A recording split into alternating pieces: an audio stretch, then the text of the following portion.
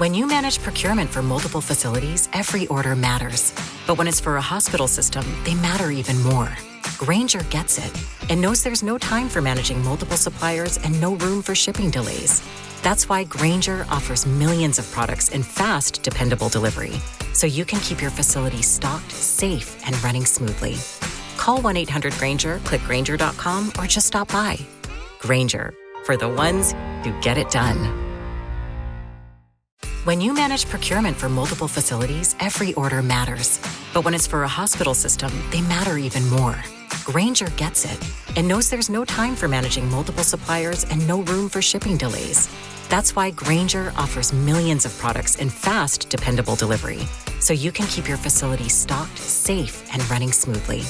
Call 1-800-GRAINGER, click Grainger.com, or just stop by. Grainger, for the ones who get it done.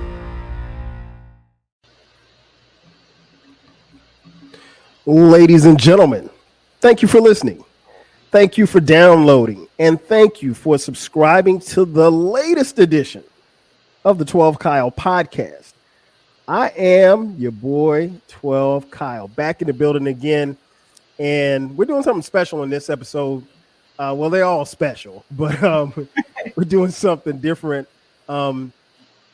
If you've been outside and you remember something that was very popular or became very popular during the pandemic, when we were all on shutdown and lockdown, was the VERZUZ series. Now, if you were hiding under a rock or you weren't familiar, the VERZUZ series was a thing where you took one artist and pit them against another artist, and these two artists basically played, sometimes sung, or DJ'd their catalogs. And the fans kind of went back and forth and decided, based on the songs that were played, who was the quote-unquote winner. And that process got me to thinking about having a versus, not so much as between two artists, but about artists and some of their particular albums. And the more I thought about it, I was like, hey, we've got quite a few artists who have great albums. Some would deem classic albums. And so it got me to thinking about maybe possibly having a situation where you take two albums from a particular artist and pit those two albums together. And then you come up with a criteria, which is key, because a lot of times when we have conversations about music, there's no criteria. So, if you say, well, who's the best MC of all time, somebody, the natural response should be, well, what's the criteria? What is it based off of? But in this versus that you're about to hear, we actually have a criteria. We actually have a scoring system, and I'm looking forward to doing this. We are going to be talking about the debut and the sophomore albums from one Mary J Blige.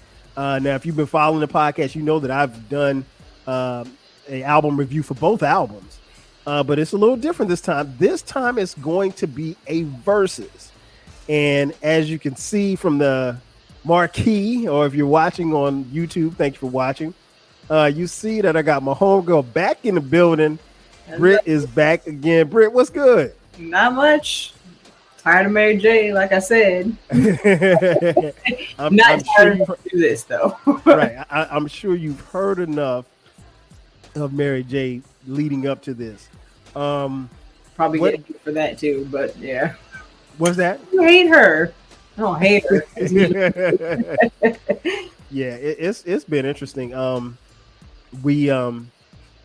had reached out and we were talking, and you was like, well, hey, what you got coming up? And I was like, well, hey, I'm about to kick off this VERZUZ series.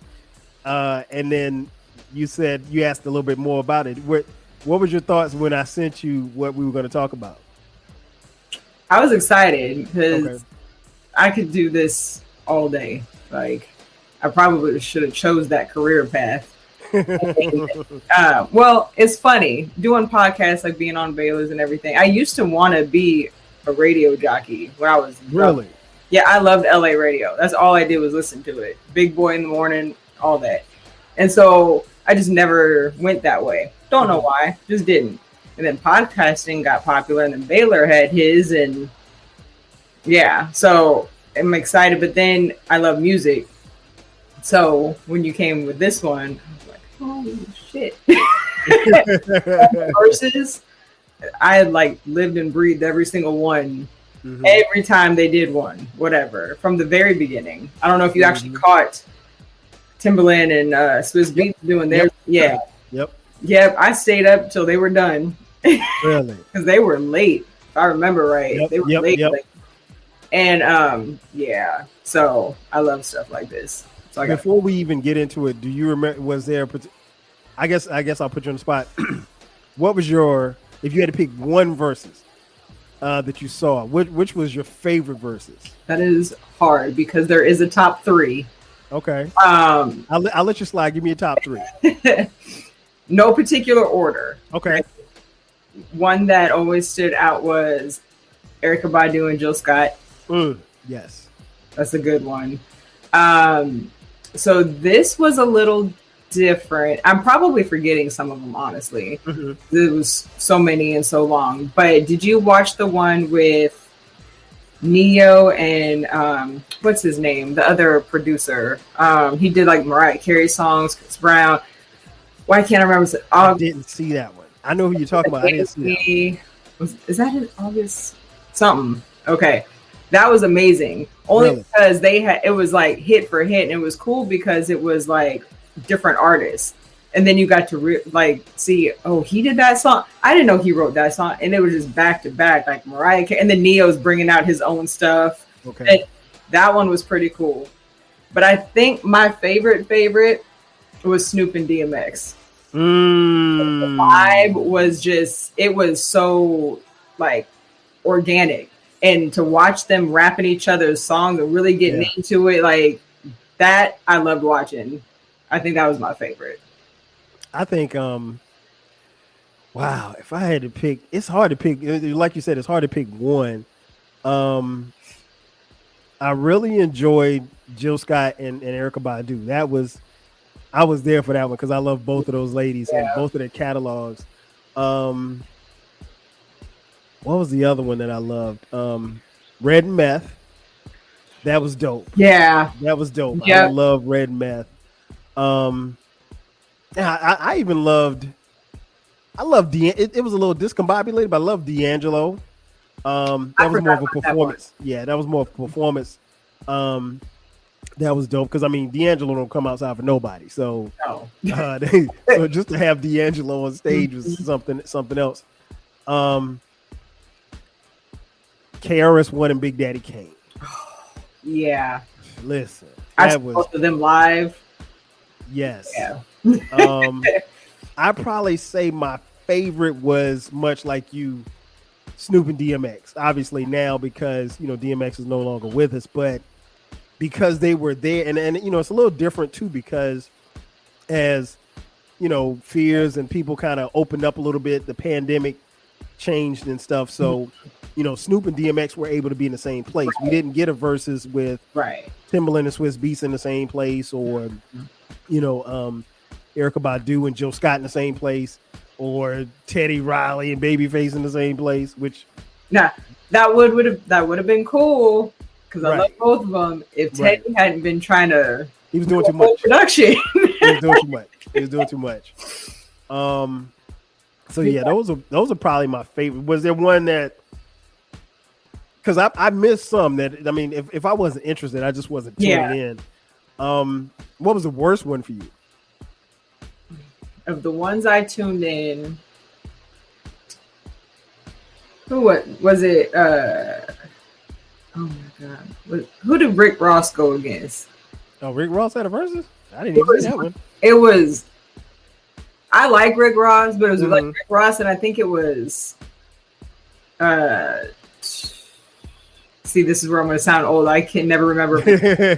Or it's not 2 Chainz. What's his name? Ty Dolla $ign. Oh, wow. Damn. I think it was that. Okay. But the reason why that one was bad, having strippers or dancers come out. And Rick Ross took off his shirt. He's getting his back rubbed. Or like, y'all doing too much. Like it's like you're doing the verses not for the right reason. Right. And I'm not like huge Rick Ross, but I was like, oh, Rick Ross, that's cool. Right. Could have done without that one. And I feel that, what was it, 112 and Jagged Edge? That would have been cool if they hadn't had crappy service. I don't know if it was just me and the other people, but like their connection was awful. There was no flow to it. That could have been something, and it wasn't. Yeah, I remember that one. That was disappointing because, like you said, they weren't in a position where they could be in the same place, and people had fears of COVID, so they weren't doing these in the same place. And you're right, the connection was bad. What was the worst that I actually saw?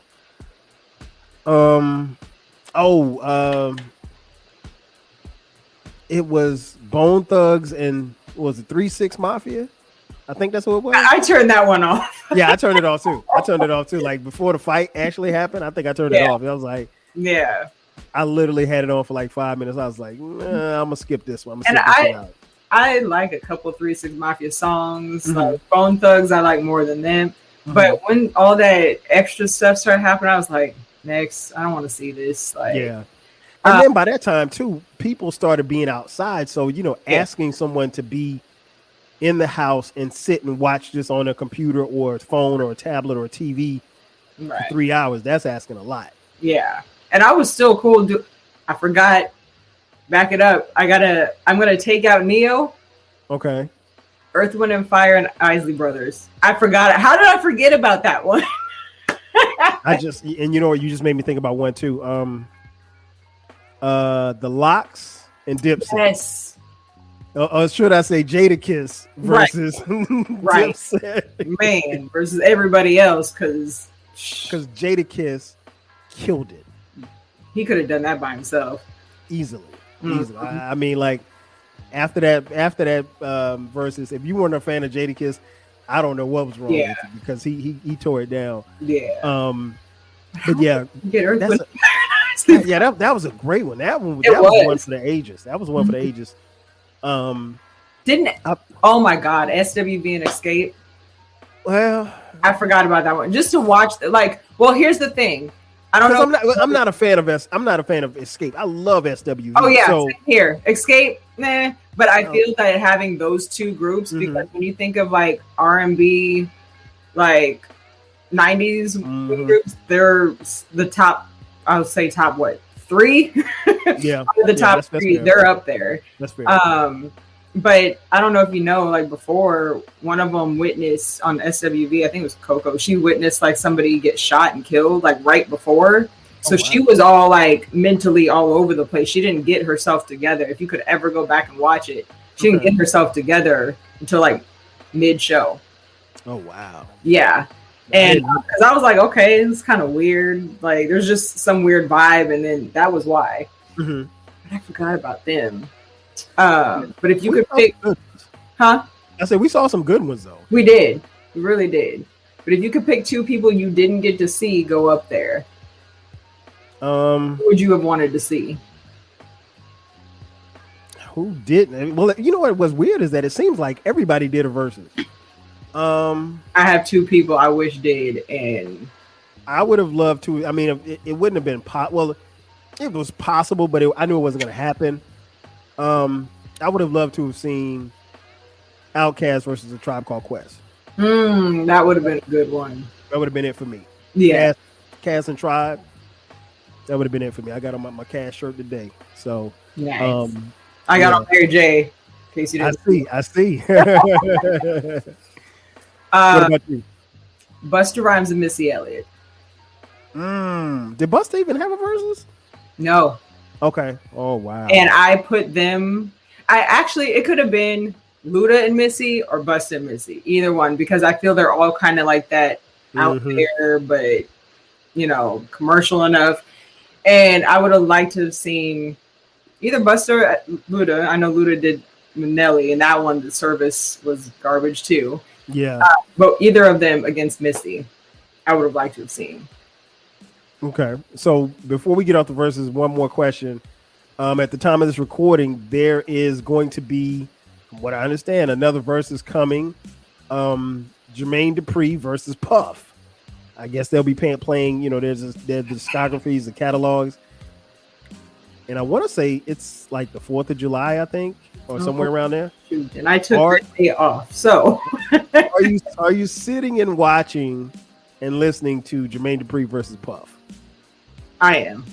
Okay. Because if you know those two and you know the tracks that they have touched, if they're going to do it like how Swiss and Timbaland did and Neo and can't remember that man's name and Teddy and Babyface, like, yeah, they'll do some of their own, but really they've got so many different people.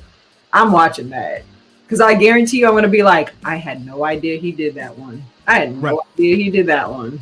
So I'm watching that.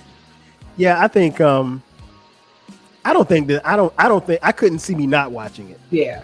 Because it's not like a game will be on or something like that.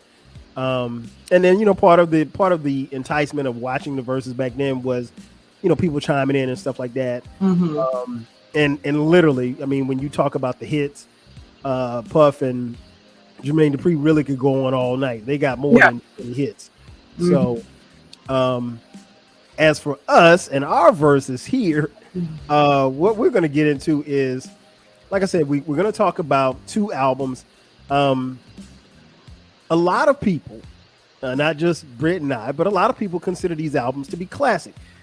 Now, the word classic is, it's a word that's used by fans. We've talked about it on this podcast before. It's something that other fans use to talk, and it's a term that they use for creating a debate, if you will. But you're not really putting value on a particular album. Whether something is or isn't a classic, or whether it's good or it's not, sometimes has to do with people's favorites. I mean, let's just be real. It's a way for people to talk about albums that everybody loves, and it also shows, people's connection to the music. But the flip side of it, on this episode, what we're going to do is, like I said, we're going to look at the debut album and the sophomore album from Mary J Blige, What's the 411 versus My Life. We'll examine both albums, and we're going to judge both albums. But as I mentioned at the top, we're going to have a criteria. We'll examine them, and we're going to score them on a score from 1 to 5. The criteria will be discussed by the 2 of us on this episode, and I'll get into it in just a second. And basically, what we're going to do is we're going to try to numerically, when it's all said and done, total it and make a definitive determination as to which album is better. Now, here's the criteria. It's 5 things: coherence, impact, replayability, lyrics, and production. That's the 5 criteria. And we're going to total it you're going to score from 1 to 5, with 5 being the highest for each one. So let's get started right there. Coherence. Now, I'm going to give you guys a brief synopsis of what we deem coherence to be. Coherence is often a theme in this particular album. Something that the artist is going through. Occasionally, it produces a concept album, but doesn't necessarily have to be the rule. Sometimes the emotion of an album and the emotion of life can be so strong that the albums are recorded in a particular space, and that's just like where the artist's head is at. Good albums can conjure emotion in a listener just from a few songs. Great albums do it consistently. So, coherence. When we're talking about coherence for What's the 411, what is the number that you're going to give coherence for What's the 411, and why? And this is 1 through 5? Mm-hmm. With 5 being the highest. Oh my God. And see, and I'm an overthinker, so I'm going back and forth myself. I was doing that when I was listening. I got the little description written in front of me that you sent me. Mm-hmm. For that, I'm gonna give it. Oh my gosh, because when you talk about like conjuring emotion and everything, I think I'm gonna give that Can I do halves? Yeah, this is your 3.5 on that one. Okay. For that first one. Coherence. Okay. Yeah. And the reason why is because not that she didn't have feeling, but if we're comparing the two, there's more feeling in that second one than this one. And a lot of times with somebody's first album, unless you're Prince and do all of it by yourself, you've got other people like, this track is good for you. Not saying she didn't write any of them, but this track, you need to do this one on your first one. This one, it's not really who you are completely. Yes, some of that is her, but like the authentic, the pureness of whatever it is that's in your heart, that's your heart, but then you've got somebody else's ingredients thrown in there as well. Right. That's why. As far as coherence for me, I'm gonna give it a 4. I think it's it's not an emotional album, but I think the album gives off emotions of joy and fun and happiness, particularly in her upbeat tracks. Songs like Reminisce, You Remind Me, Love. Real Love. Real love, that you're searching for real love, but like it's in a positive way. It's not like, oh, I'm alone, and And at that particular time, like I just remember in being outside, a song like Real Love was like, that was like the young ladies, anthem. You know what I'm saying? Like that was a joint. And I think that song and the subsequent songs on this particular album, and then obviously My Life, helped propel Mary J Blige to a certain stratosphere, particularly with women who were around my age, to a level that we hadn't seen in someone who was basically our age and our contemporary. So you said 3.5. Let me write these down. So 3.5, and I had 4. All right. So My Life, coherence. What you got for My Life? I'm gonna give that a 4. Okay. I don't know if you listened to that album on Apple Music, but there's commentary. The album is not separate. It's like the commentary album. So you listen to the track, or actually no, you get the commentary first and then you hear the track. You get the comment, and it's her talking about each track. And so I had to put all of them in a folder, and then I went back and listened to the ones with the commentary and without, because she's giving you the background, why this song, this, and this. But I wanted to hear how it flowed all together too. Okay. But I'll give it a 4 because with the commentary, you get the backstory and you hear all of what she's gone through. And then I told you I watched Unsung, so I know some of the background stuff on both of these albums. But she had gone through a lot at this point, and I feel like you just hear it more in her voice while she's singing, even the lyrics itself, but that's another category. But just you can hear it in her voice, the pain and the hurt and the things she's gone through. So I'm giving that a little bit more. Not quite a 5 for me, but it'll get a 4. Yeah, I got to give that a 5. I think there's so much emotion. Well, one, I listened to it on Spotify. I didn't know Apple had that. I don't have Apple Music, but I didn't know they had that feature. But that's dope. Yeah. Yeah, I gave it a 5 because like that's one of the things to me that jumps out is just the emotion of whatever it was that she was feeling on those particular days that she wrote or sang on this album. And it was it's something that you can't ignore. Like, I think it's a piece where, if somebody just, if you'd never heard My Life before and you sat a 15-year-old young man or young lady down and had them listen to it, they'd understand it.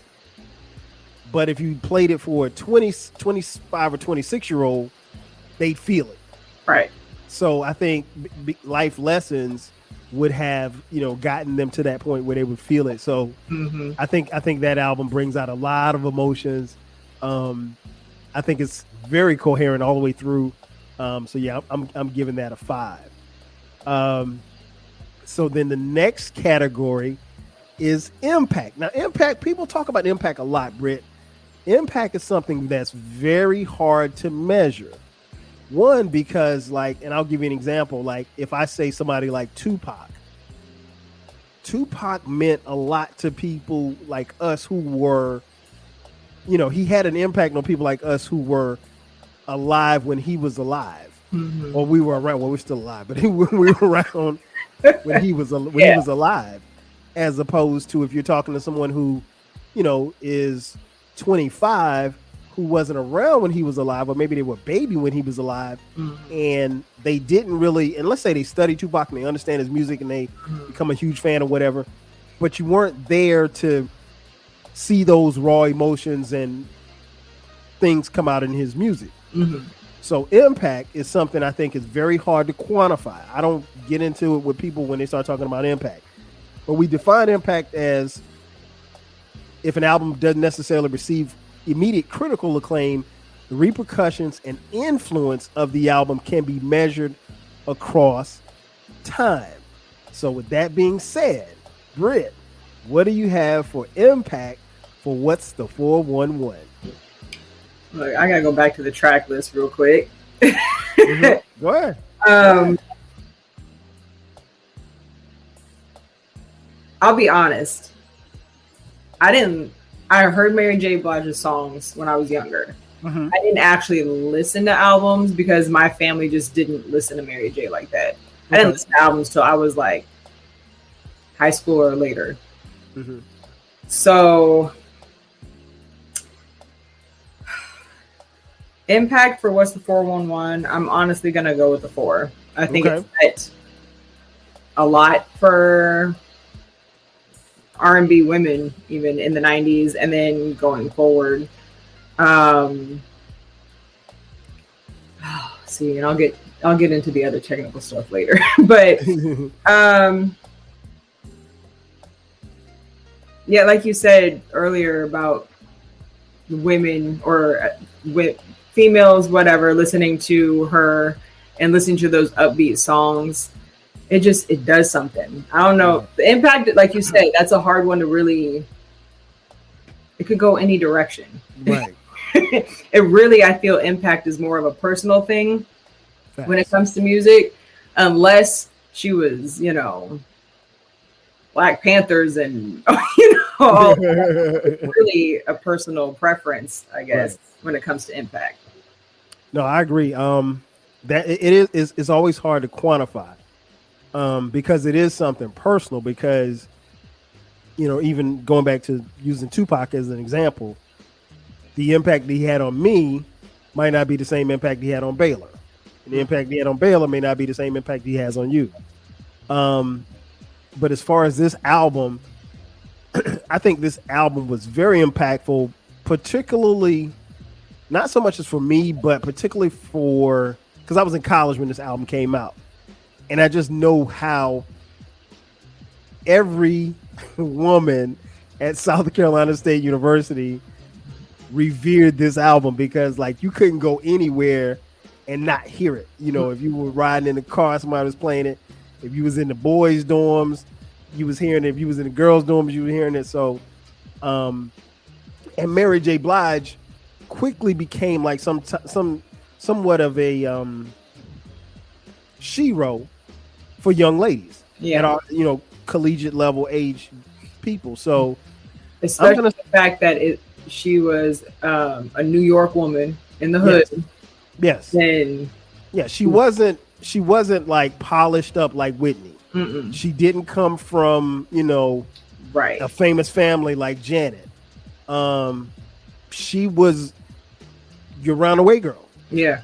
Simply put. And then when you saw the video for Real Love, she's got baseball caps. She's in jerseys. Her dancers in jerseys. They're in boots. Yep. She looks like a B-girl. Yeah. So I would say impact, I'm giving this a 4.5. I think that was a long-lasting thing for Mary J Blige. And I think that What's the 411 album really kind of catapulted her to shero status. Now, conversely, impact, My Life. Talk to me about that one. I think I'm gonna just stick with the 4. Almost the same. Like how far apart were these? I don't even remember. 94 and 94, 92. Years. Yeah. I mean, she was still the around the way girl, but I won't say she was polished, but she was more feminine, I guess. Like that part showed more, I'll say, with the second album. And that was, once again, the feeling and the emotion and the heartbreak in that album. Yeah, you had songs and stuff that like others did that brought it, but like to have a whole album that's really about the hurt that you've gone through and that was relatable, I'm gonna give it a 4. But yeah, I feel it was more impactful on that painful side. Okay. I gotta give it a 5. I gotta give it a 5 because if you were outside at the time, if you had lived, if you had your little heart broken once or twice, you really felt this album. And I think where What's the 411 is an incredibly dope album. My Life catapulted her, like I said, to Shiro status because I think there are a lot of people, both men and women at the time, who were going through what she was going through. And, keep in mind that she has a very, very public relationship that's on display with KC from Jodeci. And then they break up. I mean, like KC was on the first album, a duet. Yep. They have a duet on the first album. And, it's kind of hard to put this into words, but like, just imagine you're this budding star, and then your label mate, boyfriend, all of these rumors are swirling about him cheating on you and hitting you and all kinds of stuff like that. And you're dealing with all of this stuff. But see, back in 94, there was no Twitter. There was no social media. Social media. So, all the stuff we heard was just here. I mean, some of the stuff that I heard about their relationship, I don't know if it's true to this day because that's just what was said. So you either believe it or you don't. But she was able to take all of that pain, suffering, and joy, because there's joy in this album, and she put it all into into this album, and she put her heart and soul into this album. And I think it's poetic, but also tragic to some degree, because I think this is her best work, and it's the worst time in her life. But that's probably where you get the best poetry, the best songs, everything is so tough, though. Yeah, that's so tough for an artist, because it's like, I mean, think about it. If you go to a Mary J Blige concert, you want to hear My Life. Yeah. She's literally singing about like the darkest time in her life. I mean, like, I don't know I guess because of my spirit and who I am as a person, how upbeat I am, I don't know if I'd be one. If I had the saddest day of my life, I don't think I want to be singing about it for millions. And not in front of everybody, no. Right. Yeah. Maybe in the shower, maybe in the backyard, but not. But yeah, I Impact, I got to give it a 5. I think this took her from that hood girl, that roundaway girl, that B girl, to, I think this album took her to what would be the next step, which would be superstar status to me. And again, I think there's a certain level of relatability wherein I don't know if necessarily fans could, or I don't want to say fans. I'm going to make it clear. Young black women. I don't think young black women at this point in her second album, if I had to compare her to Janet or to Whitney or to Aretha or whomever else that was out, I don't think young black women related to them the way that they related to her at this particular time, because she made it seem, and when you listen to her, particularly like in interviews and stuff like that, she looked and sounded just like the girl next door. Right. And I don't think, you didn't get that from Janet, you didn't get that from Whitney, and they're not in any type of competition, but I think the impact of this album kind of took her there. Yeah, she was just different than all the other women who were popular at that time. Right. So yeah, I gotta let me write this down. Okay, so Impact, you gave. What'd you give My Life again? You gave We it both had a 4. 4. Okay, so you got a 4, and okay, and I gave it a 5. All right. So then we go to replayability. Replayability. Replayability, that's when you basically playing this album again. Yeah, I mean, do they have enough quality songs to make subsequent visits back to the album worthwhile? From your personal experience, you should have at least 6, a minimum of 6 dope songs for replayability. How are you scoring replayability for what's the 411? That's a 5 for me. Okay. I can that one through, not skip a song, and I can listen to that one over and over again. Hands down, it's the upbeat songs. They're catchy, they get you. And yeah, she's got, some slower and I'm feeling like this today kind of songs. But that one, I'm not skipping one song on there. So that's a 5 for me. Okay. I will agree. However, I got to give it 4.5. And the only reason why I knock it down a peg is because of I'm Going Down. I'm Going Down was on the Wait and Exhale soundtrack. Yeah. And then they put it on what's the 411? No, they didn't. I'm Going Down is on My Life. You know what? My bad. I got them mixed up. Okay, so replayability, that gets a 5. You're right. You're right. That is one of my reasons why. That's one of my reasons why the next one gets a 4. Okay, so that's why I'm going to give that 4.5. Because I skipped that song. I skipped that song. Okay, so replayability. Yeah. When you like certain songs by the original artists, and because here's the thing too, on the first album, she's got Sweet Thing. That was Shaka Khan and Rufus. Yeah. But for me, she did all right on that one. Like, not saying she did bad on I'm Going Down, but and wait, you know what it was? That's what it was for me. Waiting to Exhale. Yeah, you know what it was for me? I think it was on Waiting to Exhale soundtrack, and the song was huge. But by the time it got to My Life, we were tired of it. I didn't need to hear it. Exhale soundtrack, though. I just thought about that. That's not Gonna Cry. Okay, so wait a minute. Okay, so now I'm confused. Okay, so the second album still gets a 4 for me. I have other songs that are making it that way. But what was on that? What was on that soundtrack? Not Gonna Cry. I'm Going Down was on. Hold up. No, I'm Going Down was on her album. That's not. I could have sworn that was on, and I could be wrong. I think she only had Not Gonna Cry. Hold on. And this is a great part about doing live episodes. Yeah, it's Not Gonna Cry. She's not.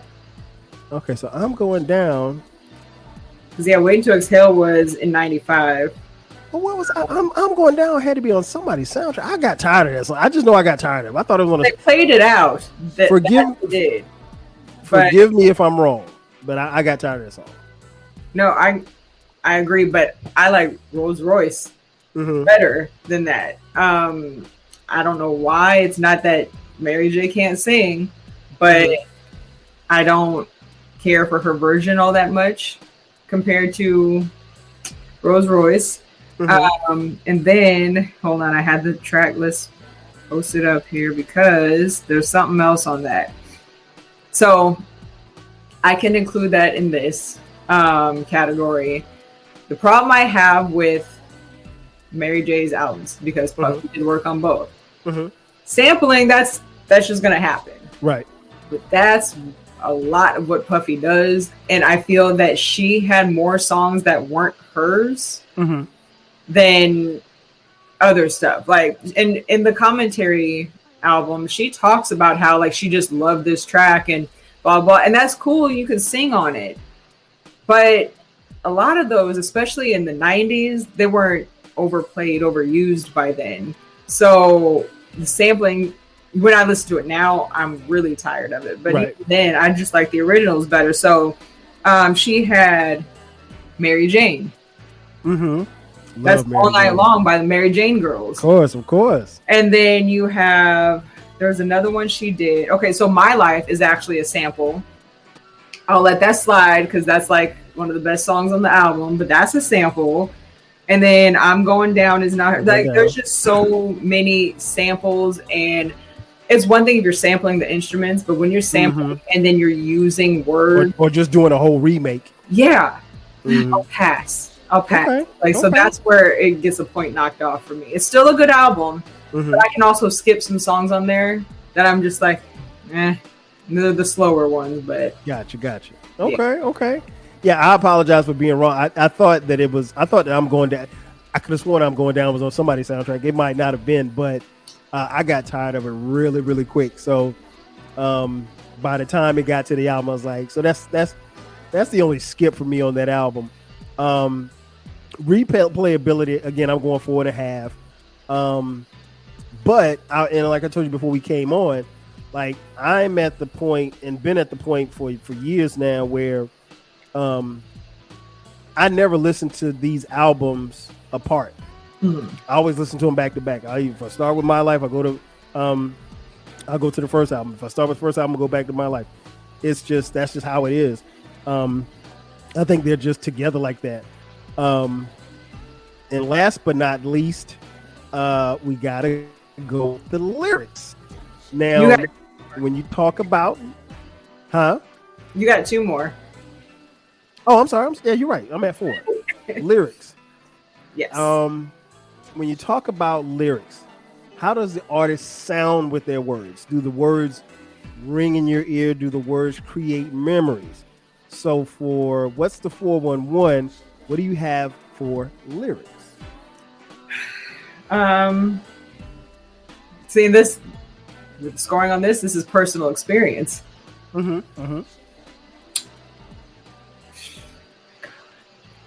See, but what's that? My Life has more song. I don't know. This is hard because I can relate to both of them a lot. Let me see what's on this one. Reminisce, Real Love. Shit. You got Reminisce, Real Love, You Remind Me, Sweet Thing, Love No Limit. I don't want. Okay, look, this is getting a 5 already. Right. I Don't Want to Do Anything, Slow Down, My Love, Changes I've Been Going Through. That's getting a 5. I like each song. Shoot, I think that's because it's where I am right now. Currently, that's Changes I've been going through. Because although she paints the picture of how someone really is feeling in those moments, it just all flows together. It goes together. And you can just you can relate to it, but you can see it. Even if you're not the one going through those, Facts. You can see it, or you'll think of a movie where like, oh, that's probably how they were feeling or whatever. You can feel that. So I'll give that one a 5. Yeah. I might go ahead and listen to this one. Yeah, when you talk about lyrics, I saw you before. Is it deja vu, honey? Don't you know that you remind me? You remind me of a love I once knew. Is it a dream or is it deja vu? Come on, man. What are we talking about? It's a 5 for me. Lyrically, I think, and without even looking at it, I'm sure Mary J Blige didn't write most of this album, but just the words and what she put into the words, it definitely brings back memories. I'm searching for real love, something that'll set my heart free. Real love. I can go on and on. Changes I've been going through. I mean, come on, man. Love No Limit is one of my favorites. There's no need to. Come on, man. Yeah. What about My Life lyrics? That one's tough because if you've had your heart broken, there are very relatable. I might do a 4.5 on this one, and I'm only saying that because I've heard the commentary. So I have that information in my head too. And I mean, she wrote more songs, I feel, on this one. But like I said, I can skip songs on this just because I'm not really feeling them that way. And like, I'm going down, not hers. You know, Mary Jane, it's just some of these songs. Yes, she's got songs where you feel the pain and you can hear the hurt and everything. But she's got some songs in it too where you kind of just did that because you were feeling that. And she even said that in some of the commentary, like, oh, I loved this track, blah, blah. I sang it in one of them, Marvin Interlude. Okay. She said, she probably didn't do it justice and this, and this. It was just something she was feeling at that time. Well, that's her own. Because that was an interlude that actually, you know, I think they made it into a song at some point. Yeah. And that was her own, what she was just feeling at that time. Let me go in here because I'm feeling this. And that's cool. And that's what you do as an artist. But if I'm going to talk about lyrics and all that as a whole entire album, I'm going to give it 4.5. Okay. So 4.5 for the lyrics. All right. So you did 4.5. For me, my life, I'm biased. I think this, I am too. This gets a 5 for me. If you listen to the first verse of My Life, that defines this album. Period, point blank. I think it defines this album in such a way that most fans of this album really, really relate. And I think people really identify with it. So yeah, I gotta give it a 5 for My Life. 5 for My Life. Last but not least, production. How does the album sound? How is it sequenced? How does it flow? Britt, what's the 411? What you got? So 5. And I already said it because I don't have to skip any songs. I'm not like, it goes just how it should, and I can play it and do something else and let that thing just ride out. So it's a 5. Okay. Same for me. I give it a 5. I think it's very well produced. I think it's very well sequenced. Ironically, both albums have one song that I don't particularly care for because I don't particularly care for the Rolls Royce song, the remake. But Puffy was the king of the remake, so we let him slide. Yeah. That album is very cohesive.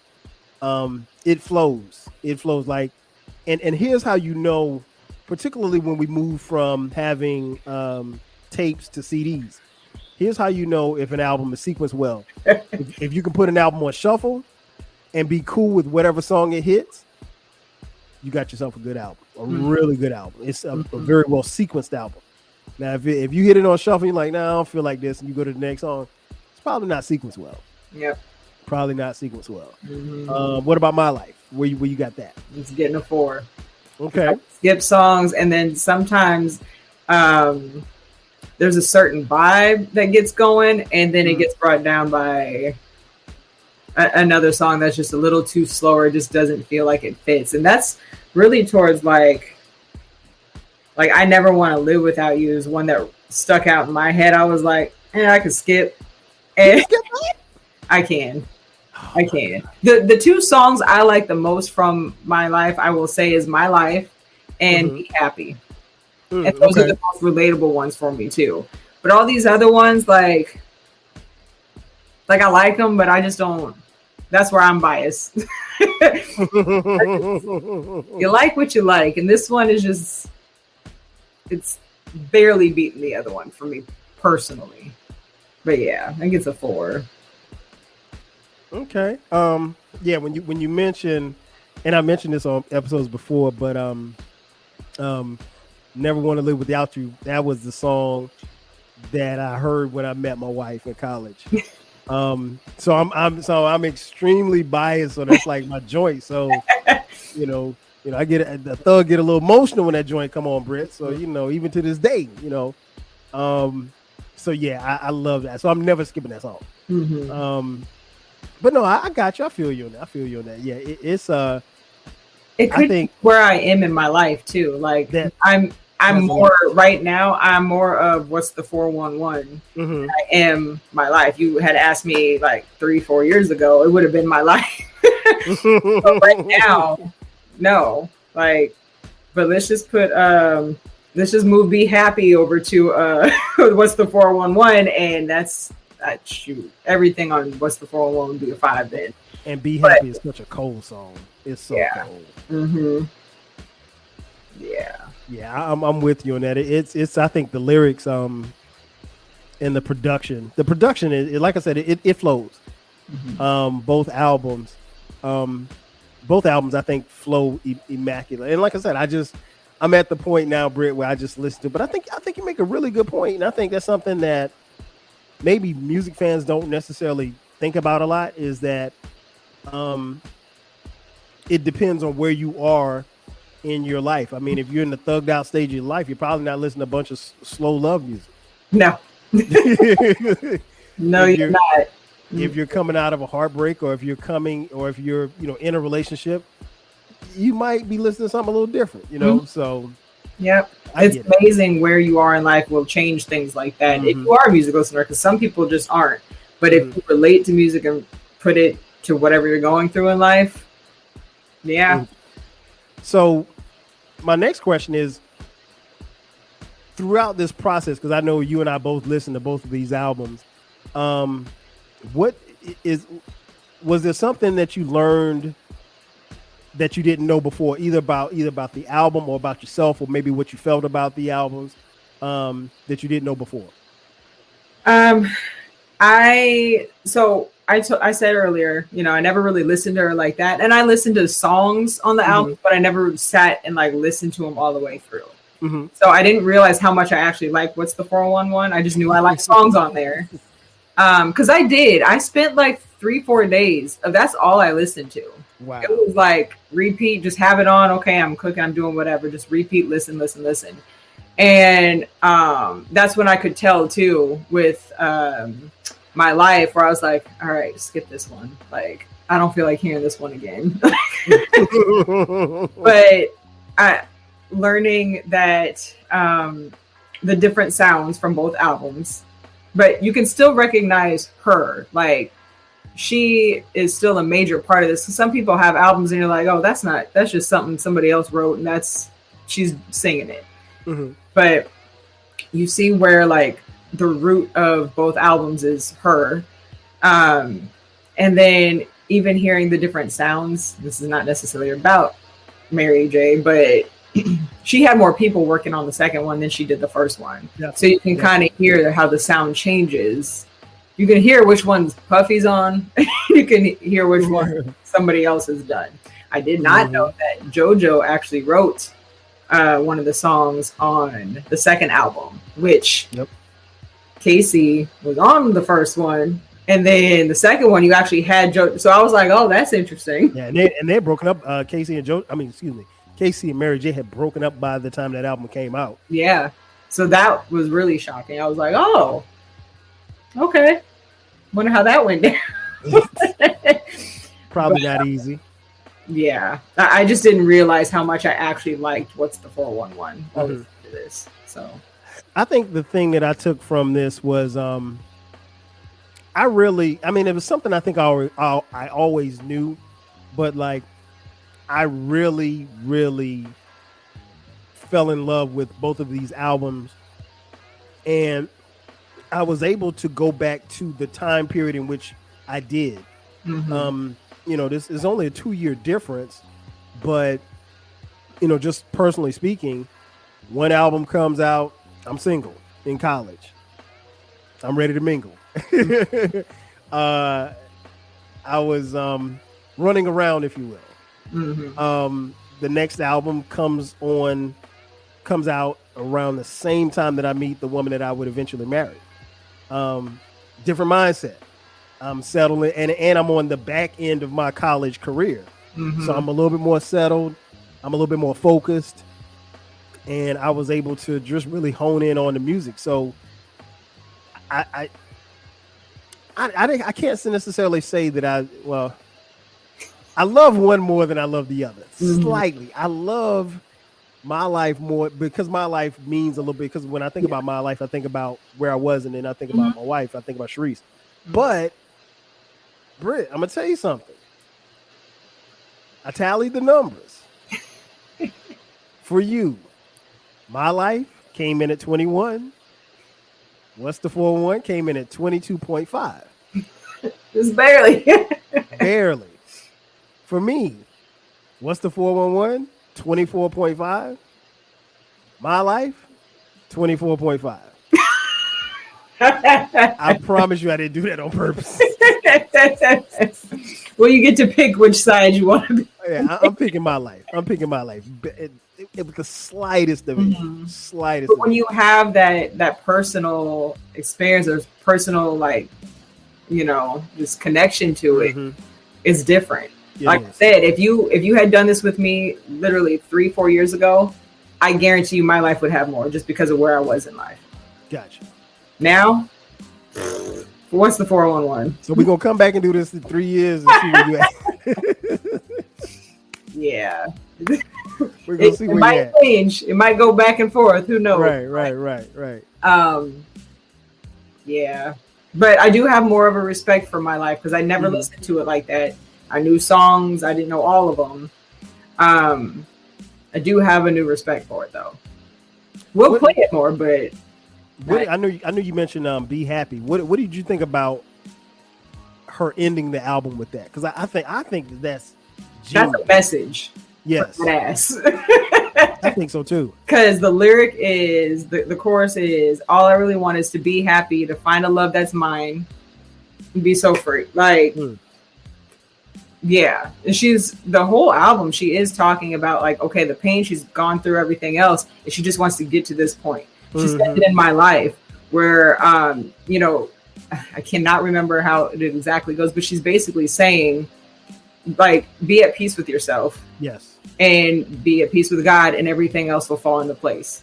Like, I've seen all kinds of stuff, but if I just find my peace, my connection with God, everything else will be all right. I thought that was so ingenious to put that as the last song on the album. And then I don't know if you remember the video, she was like standing on top of a mountain, and you got this camera, helicopter circling around her and everything. And, you know, she gave you so much hurt and so much pain, you know, all the way through this album, and she ends it on a very upbeat note. And and that's the last thing that she leaves us with. And I just want to, you know, life is too short to be trying to play some games. I'm like, really? I'm like, you're speaking to everybody now. Yep. So I think the lyrics in that song just really, very relatable content. Very relatable content. So I'm glad you mentioned that, because that made me think of that question. But yeah, this is the first of many verses. This was fun. Britt, this was fun. I like the fact that all day. I told you I took the wrong career path. Doing this and getting paid. Yeah, this was fun. This was fun to do because you know, we got familiar with 2 incredible albums, and hopefully the listeners, if you guys haven't, make sure that you go and listen to both of these albums. Listen to them repeatedly. Because I think you'll be able to get something from it. I think that's the biggest thing that, you know, one of the biggest takeaways that we both can say is that we got something from these albums. Before we get out of here, Britt, tell folks where they can catch you at it, if they can catch you at all. Right now, it's just Twitter. I'm going on 3 months of no Facebook, no Instagram, no Snapchat. There you go. So good. What did Mary J say? All I really want is to be happy. That's what it took. It is. Getting off the socials, but on Twitter it's Britty18, Britty 18. For sure. And you guys have been listening long enough. You know, you can catch me on the Twitter streets at 12 Kyle, 12 Kyle across the board. Remember, this podcast drops every Thursday at midnight. We drop bonus episodes sometimes on Sundays as well. Subscribe, download, share with your mom, your cousin, your uncle, and them, everybody. And remember that if you want to hit us up on Cash App $ TWELVEKYLE. So that's going to do it for us again. Britt, thanks for coming through. The Versus, the first of many. This was What's the 411 versus My Life. That's going to do it for us. So for my girl Britt, I'm your boy 12 Kyle. We'll catch you guys next time. 5,000. When you manage procurement for multiple facilities, every order matters. But when it's for a hospital system, they matter even more. Grainger gets it and knows there's no time for managing multiple suppliers and no room for shipping delays. That's why Grainger offers millions of products in fast, dependable delivery, so you can keep your facility stocked, safe, and running smoothly. Call 1-800-GRAINGER, click Grainger.com, or just stop by. Grainger, for the ones who get it done. I sold my car in Carvana last night. Well, that's cool. No, you don't understand. It went perfectly. Real offer, down to the penny. They're picking it up tomorrow. Nothing went wrong. So, what's the problem? That is the problem. Nothing in my life goes as smoothly. I'm waiting for the catch. Maybe there's no catch. That's exactly what a catch would want me to think. Wow, you need to relax. I need to knock on wood. Do we have wood? Is this table wood? I think it's laminate. Okay, yeah, that's good. That's close enough. Car selling without a catch. Sell your car today on Carvana. Pickup fees may apply.